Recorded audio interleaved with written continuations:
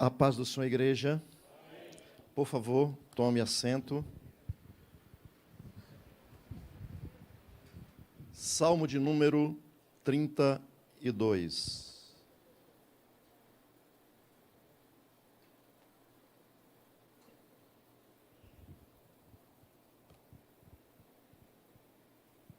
Salmo de número 32. É um salmo muito conhecido e, de acordo com alguns estudiosos, esse é um dos salmos mais importantes que mostra como Deus trata com alguém que Ele ama. E, no início, já diz aqui, masquil de Davi. Diz o versículo 11, alegrai-vos no Senhor e regozijai-vos, vós, os justos, e cantai alegremente todos vós, os retos de coração. Espírito Santo, eu te adoro por tua bondade em nos conceder esta oportunidade. Senhor, que a tua graça seja manifesta sobre todos nós. Preciso da tua ajuda para expor aquilo que tu colocaste em meu coração. Fala conosco, por amor e para a glória do nome de Jesus. E todos dizem? Amém. Por favor, queridos, eu quero externar minha gratidão ao pastor Marcos, à presidência desta casa, a todos vocês que estão aqui. É sempre uma honra, um privilégio para mim ter acesso a essa tribuna para falar a palavra de Deus. Queridos, esse salmo, ele é muito importante para mim e para você, hoje, que queremos aprender alguma coisa, como lidar com o homem interior.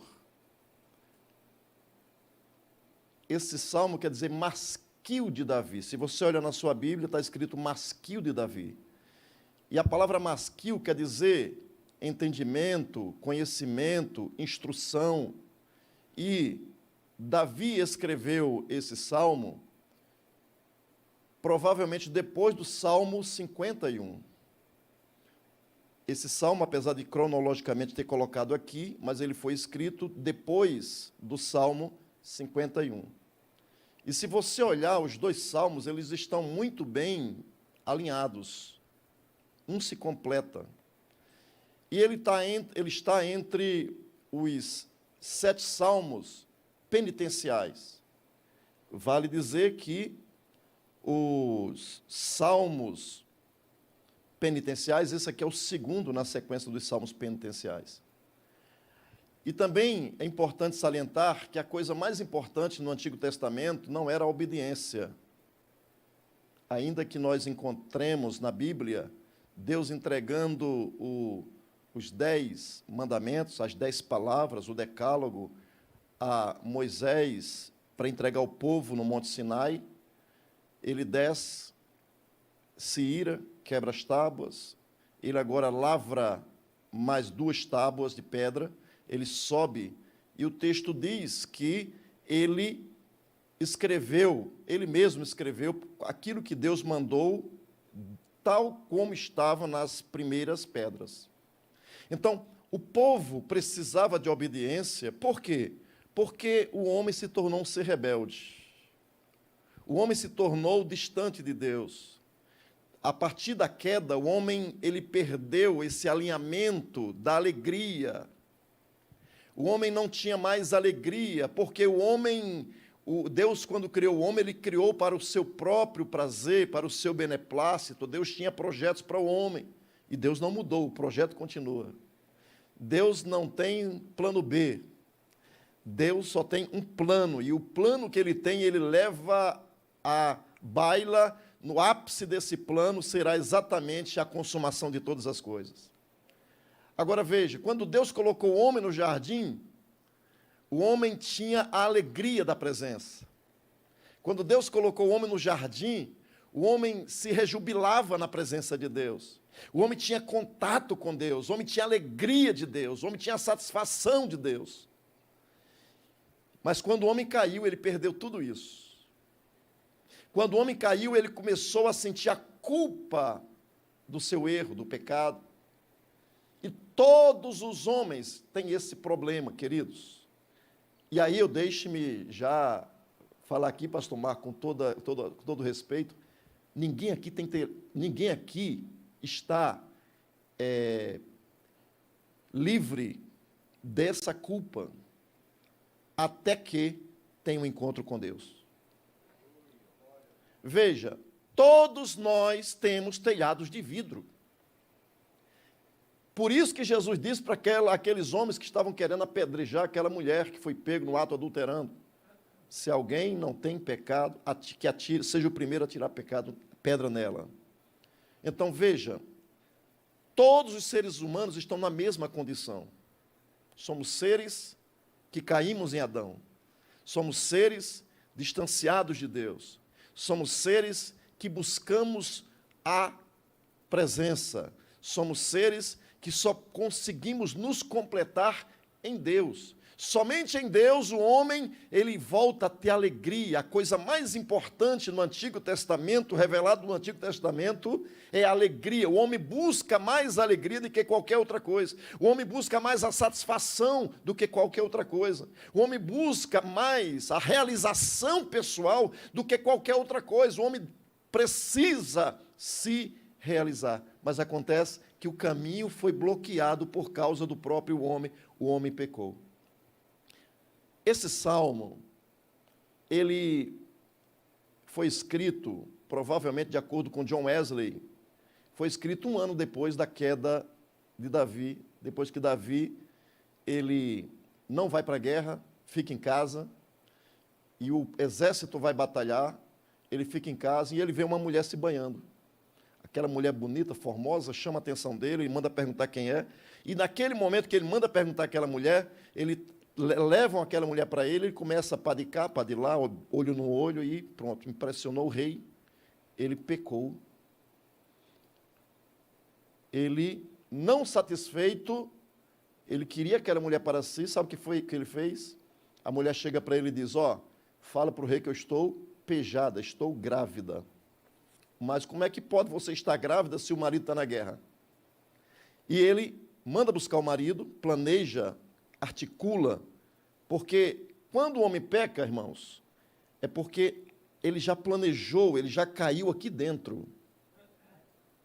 E aí o que é que ele faz? Ele chama Urias, tenta engabelar Urias com aquela conversa, não consegue, Urias é mais fiel do que ele, embebeda Urias, não dá jeito, manda Urias para a guerra com uma cartazinha dizendo: bota esse homem na frente de batalha no lugar onde for mais frágil e deixa ele sozinho.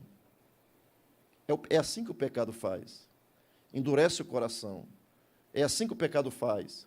Davi fez isso, se livrou da culpa, se livrou daquele problema, aparentemente problema, e ele estava agora como? No palácio, reinando. Quem era Davi? Davi era um rapaz alegre. Davi era um rapaz que tinha alegria no coração. Davi era o menorzinho da casa, provavelmente não teve um pai tão presente. Davi, talvez ele não tivesse o amor dos irmãos. Davi não tinha a satisfação de um grande nome, ele era rejeitado. Ele era tido pelos irmãos como sanguinário. Ele era tido pelos irmãos, e nós descobrimos isso quando ele vai levar um presente para o rei e seus irmãos, que estavam em guerra, e ele encontra Davi. E qual foi a palavra dos seus irmãos? Você deixou aquelas ovelhas e veio para cá ver sangue. Tu és um sanguinário. E Davi, ele faz o quê? Davi, ele persevera. Mas Davi estava o quê? No campo. Ele trabalhava no campo. Davi não tinha, talvez, o carinho, o apoio, o apego do pai. A ausência do pai estava sempre ausente, talvez seja isso. Os irmãos não o queriam por perto. E ele estava sozinho no campo, cuidando daquilo que ninguém queria fazer. Mas tem uma coisa, Davi tinha confiança no seu Deus. Davi tinha sua harpa, onde ele fazia poesia para o seu Deus. Davi cantava para o seu Deus, Davi se alegrava, porque Davi tinha paz com Deus, Davi tinha sonhos que estavam diante de Deus, Davi tinha a satisfação da presença de Deus, mesmo no campo, mesmo isolado, mesmo sozinho, mas Davi tinha paz no seu coração. Davi estava lá no campo quando de repente chega o profeta Samuel. Deus disse: na casa de Jessé o belemita me provide um rei. Ele vai, chega lá, passa todos os filhos.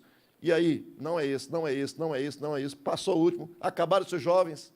Ainda tem aquele que está lá no campo. Quem? Davi, o Davizinho. Manda buscar, só me assento quando ele chegar. Quando ele chega, é este, um gio. Ele derrama o azeite que está dentro do chifre sobre a cabeça daquele moço. Primeira unção na vida de Davi, uma unção profética. Segunda unção na vida de Davi, ele está entre os filisteus, quando de repente chama a tribo de Judá, manda chamar ele para reinar, e ele reina sobre Jebus. Ele toma aquela fortaleza e ele passa a reinar ali, e ali ele se alegra, tem alegria na presença de Deus. É uma unção de rei, mas quando ele está reinando sobre todo Israel, manda buscar a arca, ele manda buscar a arca. Quando a arca vem, ele vem bailando, mas ele está vestido de linho. Ali ele tem uma unção, não mais monárquica, mas uma unção sacerdotal. Ele foi reinado ali, naquele lugar para reinar sobre todo Israel, mas ele está ali, levando a arca, diante da arca, com uma túnica sacerdotal, de linho. Agora veja, esse homem que está reinando, esse homem que está ali, ele passa por um problema difícil na sua vida. Ele desobedeceu a Deus, ele quebrou a aliança com Deus, ele pecou. Quando ele faz isso, ele perde a alegria. E é isso que esse salmo mostra. Ele perde a alegria, ele perde a satisfação, ele perde todo o prazer que ele tinha com Deus. Porque o pecado faz isso. O pecado, ele tira o apetite espiritual, o pecado traz afundamento na alma, o pecado traz peso na alma, e ele chega ao ponto de dizer que a mão do Senhor pesava sobre ele. Então ele está em angústia, 1 ano sofrendo sem a presença de Deus. O Espírito Santo esperando que ele se curvasse, que ele confessasse o pecado. Sabe, meu irmão, você que chegou aqui hoje, Deus só quer isso de mim e de você, que nós confiemos nele, que nós nos voltemos para ele, que nós confessemos que somos necessitados, que nós somos pecadores. Davi não fez isso. Ele estava ali com seu pecado oculto, aquilo estava afundando a vida dele, ele estava profundamente angustiado, e nós o encontramos aqui, depois que veio o profeta Natã, chega, fala com ele, ele se arrepende e ele confessa todo pecado, ele chora na presença de Deus, ele se humilha na presença de Deus, e quando ele se humilha na presença de Deus, ele volta a ter a alegria do céu, ele volta a ter a presença de Deus na sua vida, e ele começa mais uma vez a orar com alegria, ele passa mais uma vez a ter prazer em compor, ele passa mais uma vez a ter a satisfação de fazer poesia para Deus. A vida de Davi agora passou mais uma vez a ter sentido. Você que entrou aqui esta noite, meu querido, talvez a tua vida não tenha mais sentido. Sabe por quê? Porque falta confessar, porque falta se humilhar, porque falta se aproximar de Deus e dizer: Deus, eu quero a tua presença, mas há impedimento no meu coração, o meu coração está endurecido. Ah, meu irmão, quando ele faz isso, tudo muda. Quando nós fazemos isso, tudo muda. Quando o homem se rende a Deus, tudo muda. Porque agora não há mais bloqueio. O canal agora não está mais bloqueado. A gordura do pecado não impede mais de você se comunicar com Deus. Não existe mais culpa. Não existe mais dedo acusador contra você. Por quê? Porque a presença de Deus agora está ao teu alcance. É interessante que esse salmo começa com bem-aventurado. Percebe? Bem-aventurado. Bem-aventurado aquele cuja transgressão é perdoada. E a palavra transgressão é a palavra das cerca de 16 palavras sobre pecado que nós temos na Bíblia, palavras diferentes. Transgressão aqui é a palavra mais dura, mais pesada, porque fala de uma atitude rebelde contra Deus. Todo pecado é contra Deus, mas transgressão, meu irmão, fala de uma desobediência contrária a uma ordem direta de Deus. Foi isso que ele fez. E ele agora, depois de regenerado, depois de perdoado, ele usa a sua experiência, porque no Salmo 1 tem o bem-aventurado o homem que não anda segundo o conselho dos ímpios, bem-aventurado o homem que não se detém no caminho dos pecadores, nem se assenta na roda dos escarnecedores, antes tem o seu prazer na lei do Senhor. Enquanto o Salmo 1 é didático, é o Salmo que está falando sobre a experiência daquele homem, lá, o primeiro Salmo fala sobre a experiência do homem que está ali num relacionamento entre o homem pecador, o caminho dos pecadores. Esse Salmo fala de um conhecimento prático, de um ensino experiencial. Davi passou por isso, agora ele está cantando esse salmo como um masquil, como uma instrução, dizendo para o povo de Israel, e sendo um salmo de penitência, dizendo, instruindo para quê? Para que quem vem depois dele não faça, não caia no mesmo problema que ele caiu, que não passe pelos mesmos erros que ele passou, que não caia no mesmos pecados que ele cometeu. Sabe, irmãos, nós precisamos de pessoas. Nós não precisamos de pessoas, pastores, que sejam super-homens. Não, nós somos seres humanos. Nós queremos homens de Deus que saibam dizer, pequei. Somos homens de Deus que saibam dizer, eu sou carente da presença. Que não troque a presença de Deus por nada neste mundo. Porque quando você valoriza a presença de Deus, meu irmão, nada te sustém. Quando você valoriza a presença de Deus, você é um bem-aventurado, porque Deus, ele vai sempre te perdoar. Por quê? Porque você confessa o seu pecado ao Senhor. Confessei o meu pecado ao Senhor. Ele diz, bem-aventurado é o homem cuja transgressão é perdoado, cujo pecado é coberto. Bem-aventurado cujo o Senhor não imputa maldade. Ele tem 3 coisas aqui: transgressão, perdoado, pecado, coberto. E, mais uma vez, o bem-aventurado, o homem que o Senhor não imputa maldade. 3 tipos de pecado. São os 3 cabeças, a trindade satânica que aprisiona o homem. E o que é que está encabeçando? A transgressão. Quando ele fala de transgressão, ele está falando exatamente, alinhando com aquilo que Adão fez. Mas quando ele fala de pecado coberto, ele está se lembrando da harpa, a arca do concerto. A arca do concerto ficava escondida lá dentro do tabernáculo, átrio, lugar santo e o santo dos santos. No lugar mais profundo, mais escuro, mais escondido, estava a arca. Sabe o que é que eu aprendo aqui, irmãos? Que Deus se revela nos lugares onde menos nós esperamos. Naquele lugar santíssimo era escuro. E naquele lugar santíssimo existia uma arca. E dentro da arca tinha pedra, vara e pão. Jesus veio para este mundo, mundo de trevas. Jesus veio para este mundo totalmente em trevas. No mundo de trevas, Jesus é a revelação de Deus, é a presença de Deus, assim como a arca estava no lugar santo, santíssimo, e dentro da arca estava escondido, dentro daquela arca de madeira estava aquilo que representa a presença de Deus. Pão, Jesus é o pão vivo que desceu do céu. Pedra, a lei de Deus, Jesus é a lei de Deus para o salvo.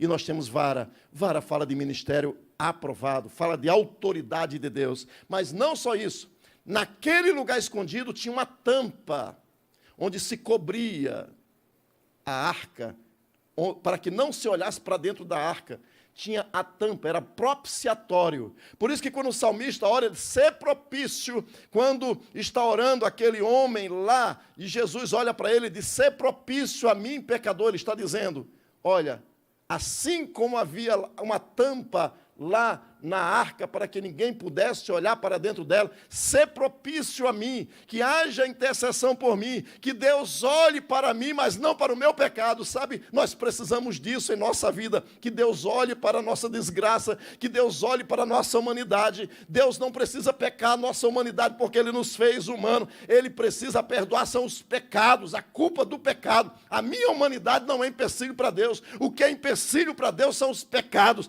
Então, você que entrou aqui esta noite, você precisa entender que Deus está interessado na sua alegria, que Deus está interessado que você tenha paz, que Deus está interessado que você tenha a sensação, o prazer da vida eterna com Ele, agora.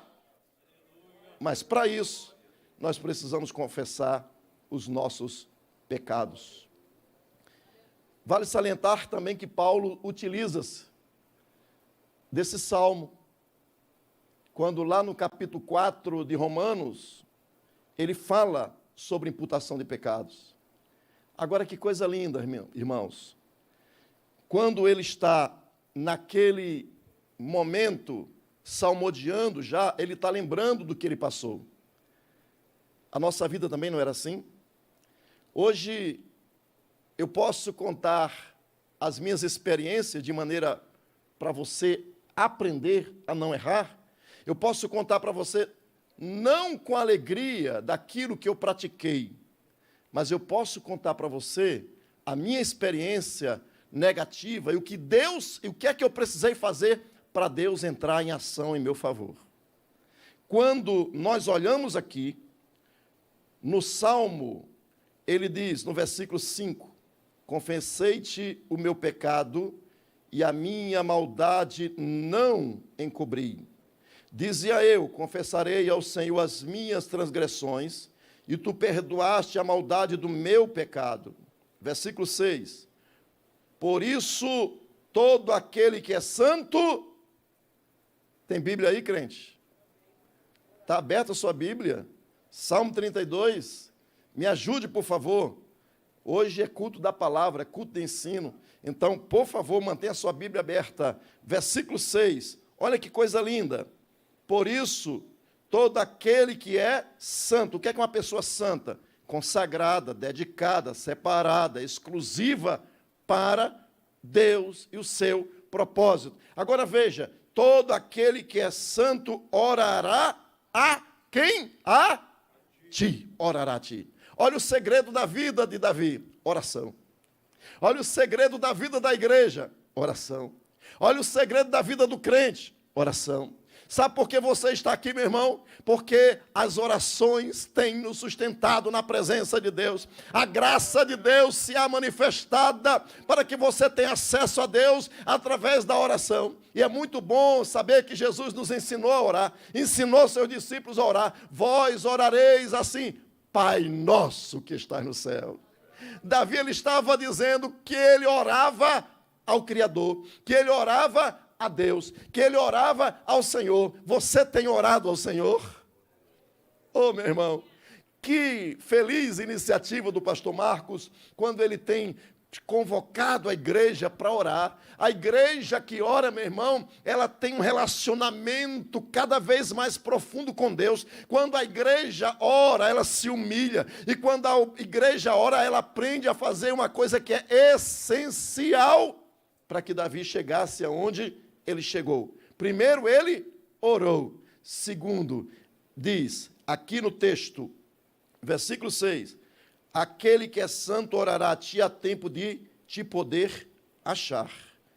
Quando é que ele não poderia achar? Se ele morresse sem confessar o seu pecado.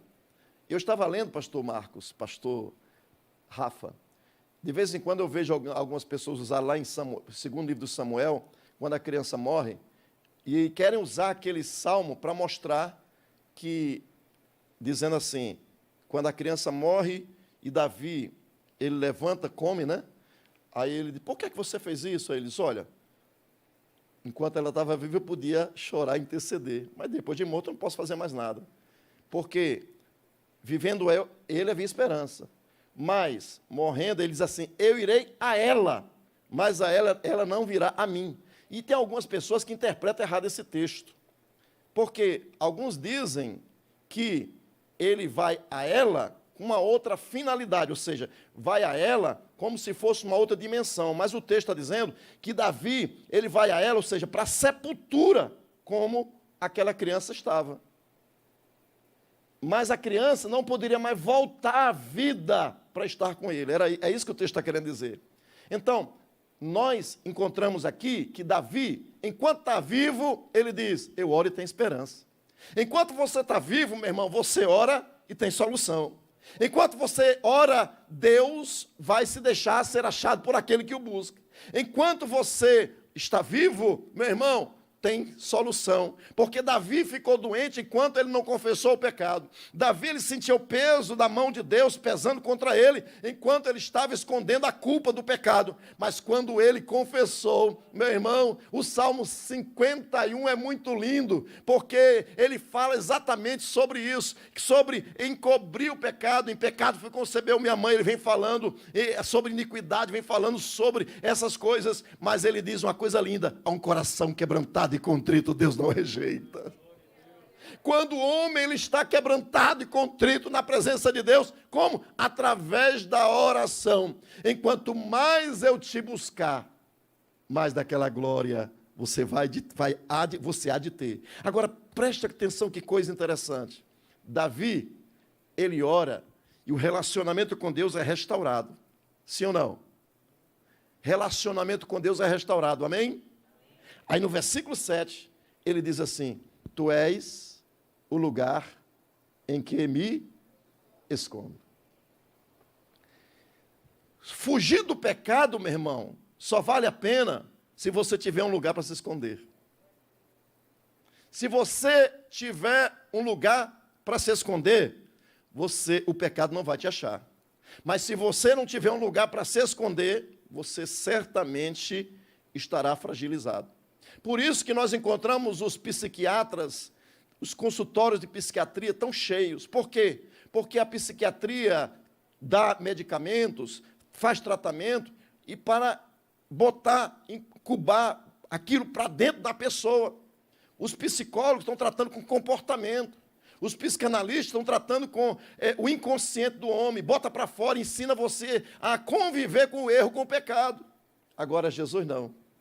Jesus, ele veio para tirar para sempre os nossos pecados. Ele afastou, ele tirou para sempre os nossos pecados. Por isso que o relacionamento com Deus é puro, é verdadeiro, e ele resolve o problema do homem. Por quê? Porque é tirar da culpa do pecado. Você não tem mais culpa. E agora você está escondido aonde? Como disse o salmista, lá no Salmo 91, aquele que habita no esconderijo do Altíssimo, a sombra do Onipotente descansará. Direi do Senhor, Ele é o meu Deus, a minha fortaleza, nele confiarei, porque Ele te livrará do laço do passarinheiro e da peste perniciosa. Quando eu olho para o que disse Paulo, escrevendo Colossenses 3,3, ele diz que quando você está escondido com Cristo em Deus, nós estamos escondidos com Cristo em Deus. E quando Cristo, que é a nossa vida, se manifestar, eu e você, a igreja, que estamos escondidos com Cristo em Deus, então também nós nos manifestaremos com Ele em glória. A oração, ela abre relacionamentos, estabelece posições. E por que é que Deus quer que você ore, se Ele sabe o que você passa, o que você sente, o que você precisa? Deus quer relacionamento. Só que o pecado quebra relacionamento. O meu pecado, o seu pecado, os nossos pecados quebram relacionamento com Deus. Está lembrado do que diz Isaías 59?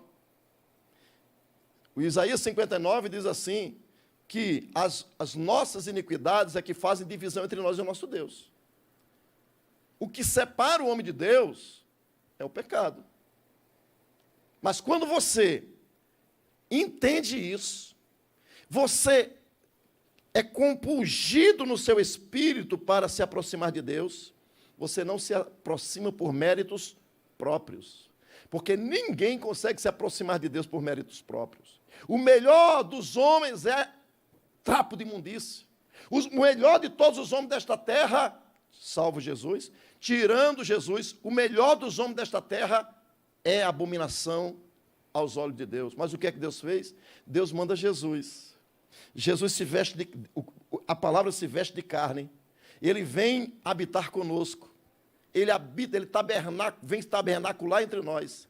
E ele, apesar de ser 100% Deus, ele viveu a vida humana. Para quê? 100% homem, completamente homem. Para quê? Para se identificar comigo, para se identificar com você, para entender experiencialmente o que tem dentro de nós e viver a nossa humanidade. Para quê? Para nos arrastar de volta para Deus. E pelo sangue da sua cruz, reconciliar todas as coisas que estão em cima no céu e na terra. Você agora, como igreja, você está reconciliado com Deus, e Deus te arrancou do presente século mal e te transportou para o reino do Filho do seu amor, e agora você está escondido com Cristo em Deus. Aleluia! Você está escondido, meu irmão. Por isso que o diabo fica fazendo barulho contra você. Para quê? Para que você saia da presença dele. Para que você saia do esconderijo. E ele fica batendo o pé, fica rugindo como um leão, buscando a quem possa tragar. Para quê? Sai do esconderijo, ele ataca, perde o privilégio do esconderijo. Então, relacionamento em oração gera confiança. E quando você tem confiança em Deus, você está no lugar seguro. Quando nós confiamos em Deus, Rafa, é o que Davi está sentindo, confiança em Deus. Quando ele confia em Deus, aí ele pode dizer: tu és o lugar em que me escondo. Tu és o verdadeiro esconderijo do salvo. Tu és o verdadeiro esconderijo do crente. Tu és o verdadeiro esconderijo onde eu me sinto seguro. É isso que ele está dizendo. Tu és o lugar em que me escondo. Eu vim aqui para dizer isso para você. Se esconda em Deus, se esconda em Deus, se esconda em Deus. Para ser um bom esconderijo, meu irmão, você tem que confiar que é um esconderijo seguro. Um esconderijo seguro, o inimigo não vai te achar. Um esconderijo seguro, ainda que o inimigo saiba onde você está, ele não vai poder te alcançar. Por quê? Porque você está no esconderijo seguro, uma fortaleza. Deus é nossa fortaleza. Ele é o nosso socorro bem presente na angústia. Agora veja o que diz ainda o Salmo, versículo 7. Tu és o lugar em que me... Tu és o lugar em que me... Agora diz o seguinte: tu me preservas da angústia. Quando você está nesse esconderijo, quando você confessa o pecado, quando você agora confia em Deus e você se relaciona com Deus, você agora é preservado da angústia. Tu me preservas da angústia. Aqui não diz na angústia, diz da. Sabe, meu irmão, a pandemia chegou, atacou todo mundo, mas quem está orando, quem está confiando, quem depositou seu coração em Deus, está preservado da angústia. Olha, pastor, eu não tive um minuto enquanto essa pandemia de ficar com medo desse coronavírus. Tomei as precauções médicas de saúde necessárias, mas tem uma coisa: meu coração está confiado em Deus. Eu estou escondido com Cristo em Deus. Meu coração é dele. Eu estou dependente dele. Eu depositei nele a minha confiança. Eu sei que estou seguro nele. Ah, pastor, como é que vai ser amanhã? Não tenho o que comer, o que não tenho o que beber, não tenho o que vestir. Ai, você se esqueceu do que disse Jesus. Olhe para as aves do céu, não semeia, não fia, não ajunta celeiro. Mesmo assim o vosso Pai Celestial cuida delas, alimenta. Olhe para os lírios do campo, nem mesmo Salomão com toda a sua glória conseguiu se vestir como um lírio desse. É essa confiança que o salvo tem. Eu confio que Deus cuida de mim. Eu acredito que Ele me sustém. Ele nunca vai deixar faltar. E até quando permite faltar, eu recorro a Ele. Eu dobro os meus joelhos. Eu falo com Ele. Eu digo: Deus, a Tua palavra diz que Tu cuida das aves do céu. Eu sei que Tu cuidas de mim. Eu valo muito mais do que passarinhos. Eu valo muito mais do que... Eu tenho um valor muito maior do que o lírio do campo. Senhor, eu sou Teu, eu estou escondido em Ti. Onde está a Tua provisão? Pastor, 2010 eu cheguei aqui, em janeiro de 2010. Bati o carro na estrada, o irmão estava aqui na reunião. Quando eu cheguei, anunciei isso. Perda total. O seguro disse: não vou pagar. Eu disse: Jesus. Foi um período difícil, 7 meses, período difícil para mim, 2010. Eu estava no trabalho, eu ia entrar no meu quarto de hora, era meia-noite. Às 22 horas, eu sentei na cama assim e disse: Senhor, eu estou com um problema muito sério. E eu sei que o Senhor não tem culpa disso. A culpa é minha, eu assumo a culpa. O problema é meu. Mas como eu sou Teu, eu sei que esse problema afeta a Tua honra. Porque eu sou Teu, esse problema afeta toda a dimensão do nosso relacionamento. Eu sei que o Senhor não tem culpa nenhuma, mas eu peço perdão porque eu não consegui administrar esse problema. Agora, Senhor, eu estou vivendo da minha... O meu pagamento está sendo isso, eu preciso de R$2.000 para quitar minha dívida. Eu não estava falando do carro não, tá? Da minha dívida. Eu preciso de R$2.000. Eu não sabia não tirar. Aí, pastor Marcos, eu estou assim, eu falei às 22 horas. Quando foi, entrei meia-noite, 4 da manhã, passei o serviço. Quando foi 7 horas, eu estou educação física, atividade física. Quando foi 10 da manhã, eu estou sentado na minha mesa, na execução financeira, digitando lá, fazendo empenho. Chegou o oficial encarregado e disse: quem quer ir a Brasília fazer um curso? Irmão, foi automático. Eu disse: eu! Ele olhou assim, ninguém mais quis. Eu era o mais novo da sessão. Ninguém mais quis, ele ficou olhando assim: fulano, você não gostaria? Não, não posso não, porque eu sei isso. Ele baixou a cabeça e saiu embora, porque ele queria que outra pessoa fosse. Irmãos, passou 20 minutos, chegou um outro oficial e disse: quem é Dona Ifan? Eu. É que você assina aqui a passagem, você ia de ônibus, mas aqui vai ter que ir de avião mesmo? De avião. Vai ter que ir de avião para Brasília, vai comparecer dia tal. E ó, assina aqui. Quando eu olhei, eu assinei um cheque. 2.400 e alguma coisa, irmão. Tirou a passagem de avião, tirou a hospedagem lá. Quando eu voltei, eu tinha R$2.045. E eu estava lá em Brasília, tocou da Mafre, ligou o rapaz responsável, que disse que ia vestir a camisa e me resolver o meu problema, depois de muita oração, tá? Aí ele disse: seu Dona Ifan, eu quero dizer que nós vencemos a batalha, o dinheiro já está depositado na sua conta. Aí eu cheguei aqui, 7 meses sem carro. Pastor Marcos, tá vendo esse Vectra? Bote preço. Como assim, pastor? Bote preço. Ué, tá vendo mesmo? Não é brincadeira. Não, bote preço, rapaz. Irmãos, eu não sabia que ele estava orando, ele precisava também daquele dinheiro. Eu poderia até dizer aqui, irmãos, olha, Deus é fiel. Deus é fiel. Quitei minha dívida de R$2.000 e talvez R$2.000 não seja nada para muita gente, mas naquele momento era um sacrifício para mim. E ainda consegui comprar o carro do pastor Marcos.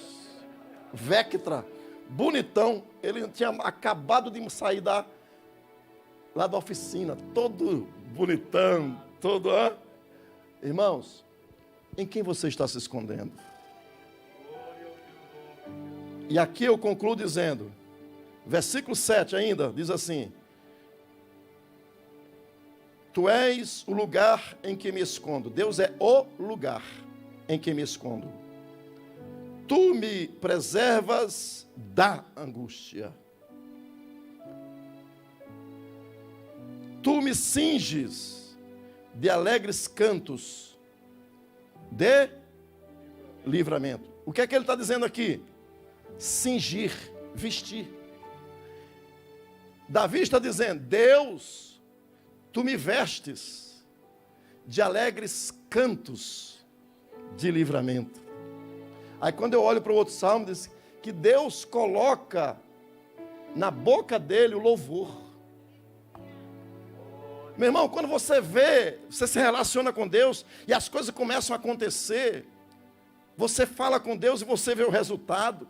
Você fala com Deus e Deus responde a você.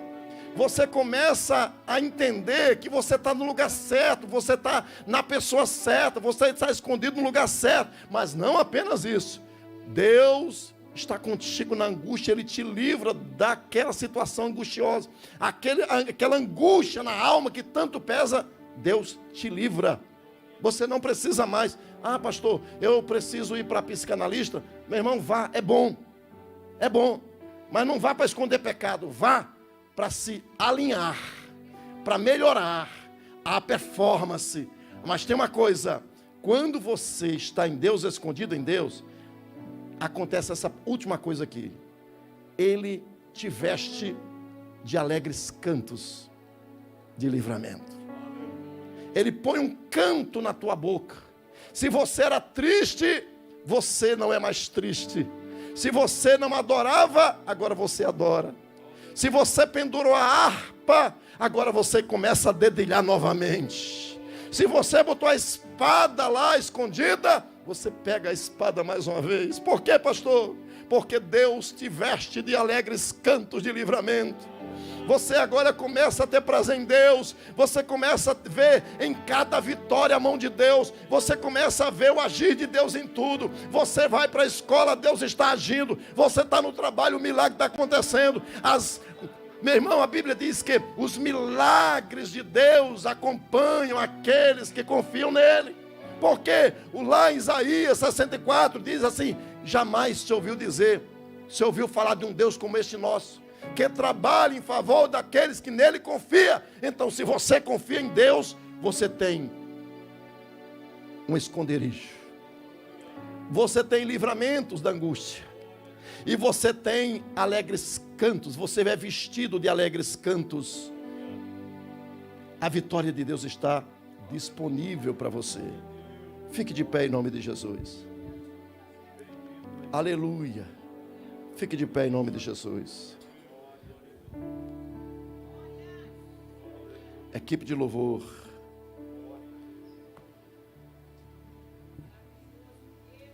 Nós vamos orar, pastor. Certo, pastor? Podemos orar, né?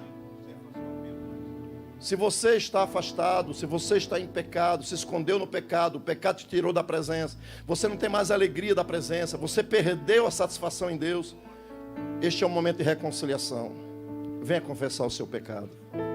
Venha dizer: Deus, eu preciso do Senhor. O diabo está dizendo que vai destruir a minha vida. O diabo está dizendo que vai acabar com minha casa, com minha família, com minha história.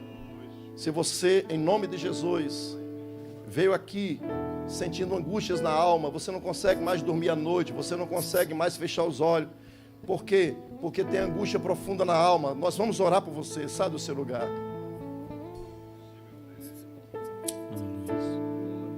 E eu sei que há alguém assim. Todas as provas que eu já passei. Venha, saia do seu lugar. Você que quebrou a aliança, se afastou de Deus. Venha entregar sua vida para o Senhor. Venha se reconciliar com o Senhor.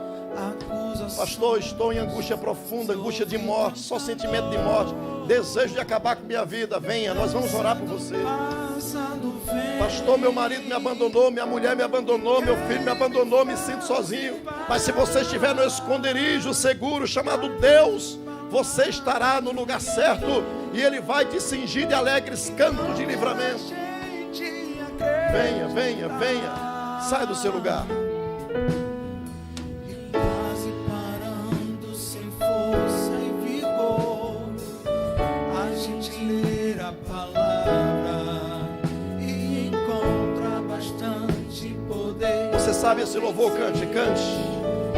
Continuar a jornada e ver que o passado ficou pra trás, pois Cristo na cruz tudo já venceu, e sabe que dele não lembra mais. Eu canto, Pra glória de Deus. nenhuma condenação há.